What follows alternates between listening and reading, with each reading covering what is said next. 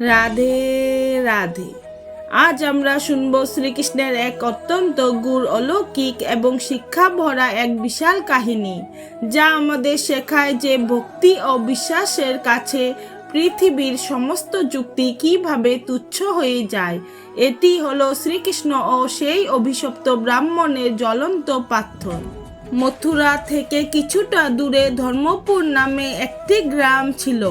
এক সময় সেটি খুব সমৃদ্ধ ছিল, কিন্তু গত কয়েক বছর ধরে সেখানে এক অদ্ভুত অভিশাপ নেমে এসেছে।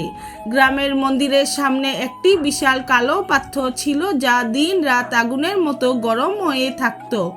কেউ সেই পাথর স্পর্শ করলে সে পুড়ে ছাই হয়ে যেত। গ্রামবাসীরা মনে করত এটি কোনো অশুভ প্রেতাত্মার কাজ। ভয়ে সেই গ্রাম জনশূন্য হতে শুরু করেছিল। একদিন শ্রীকৃষ্ণ ও অর্জুন সেই গ্রামের পাশ দিয়ে যাচ্ছিলেন। অর্জুন লক্ষ্য করলেন চারদিকে সবুজ বন থাকলেও সেই নির্দিষ্ট পাথরের চারপাশের গাছপালা পুড়ে কালো হয়ে গেছে। অর্জুন অবাক হয়ে বললেন, সখা, এই পাথরটি কেন এভাবে জ্বলছে? এ কি প্রকৃতির কোনো রহস্য নাকি কারো অভিশাপ? শ্রীকৃষ্ণ গম্ভীর হয়ে বললেন, অর্জুন, এটি কোনো সাধারণ পাথর নয়। এটি হলো সোমদত্ত নামে এক ব্রাহ্মণের অতৃপ্ত আত্মা, যে তার পণ্ডিত্যের অহংকারে দগ্ধ হচ্ছে।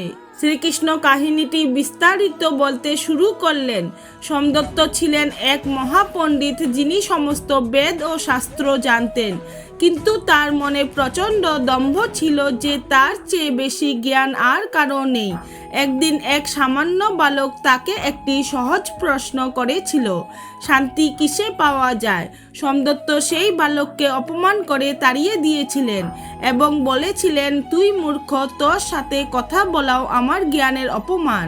সেই বালকটি ছিল ছদ্মবেশে এক ঋষি। তিনি অভিশাপ দিয়েছিলেন, যে জ্ঞানের দম্ভে তুমি আজ আমাকে তুচ্ছ করলে, সেই জ্ঞানই তোমার ভেতরের আগুনের মতো জ্বলবে। তুমি এক পাষাণ খণ্ড হয়ে পড়ে থাকবে এবং তোমার ভেতরের অহংকারের আগুন তোমাকে দিন রাত দগ্ধ করবে।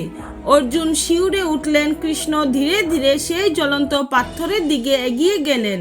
অর্জুন চিৎকার করে বললেন, না সখা, ওই পাথর স্পর্শ করবেন না, আপনি পুড়ে যাবেন। কিন্তু কৃষ্ণ হাসি মুখে সেই দাও দাও করে জ্বলন্ত থাকা পাথরটি নিজের দুই হাতে তুলে নিলেন এবং পরম মমতায় নিজের বুকে কাছে চেপে ধরলেন। আশ্চর্যজনকভাবে সেই পাথরটি 1000 বছর ধরে আগুন ছড়াচ্ছিল, কৃষ্ণের স্পর্শে তা মুহূর্তের মধ্যে শীতল হয়ে গেল। পাথরটি থেকে এক দিব্য আলো বের হতে শুরু করলো এবং সেই পাথরের ভেতর থেকে সোমদত্তের আত্মা বেরিয়ে এসে কৃষ্ণের চরণে লুটিয়ে পড়ল। 1000 বছরের আগুনের জ্বালা থেকে সোমদত্ত আজ মুক্তি পেলেন। সোমদত্ত কাঁদতে কাঁদতে বললেন, প্রভু, আমি শাস্ত্র জানতাম কিন্তু প্রেম জানতাম না। আমার জ্ঞান আমাকে ঈশ্বর বানাতে চেয়েছিল, কিন্তু তা আমাকে কেবল এক খণ্ড পাথর বানিয়ে ছেড়েছে। আজ আপনার করুণায় আমার ভেতরের অহংকারের আগুন শান্ত হলো। কৃষ্ণ শান্ত স্বরে বললেন, সোমদত্ত, জ্ঞান হলো প্রদীপের শিখার মতো, যা অন্ধকার দূর করে, কিন্তু যখন সেই শিখা ঘর পোড়াতে শুরু করে তখন তা অভিশাপ হয়ে যায়। বিনয় ছাড়া জ্ঞান হলো ভারবাহী, গাধার পিঠে চন্দন কাঠের মতো, যা কেবল ভার বাড়ায় কিন্তু সুগন্ধ দেয় না। এই কাহিনী আমাদের শেখায় যে জ্ঞান যত বড়ই হোক, যদি তার সঙ্গে বিনয় না থাকে, তবে সেই জ্ঞানই একদিন আমাদের দহন করবে।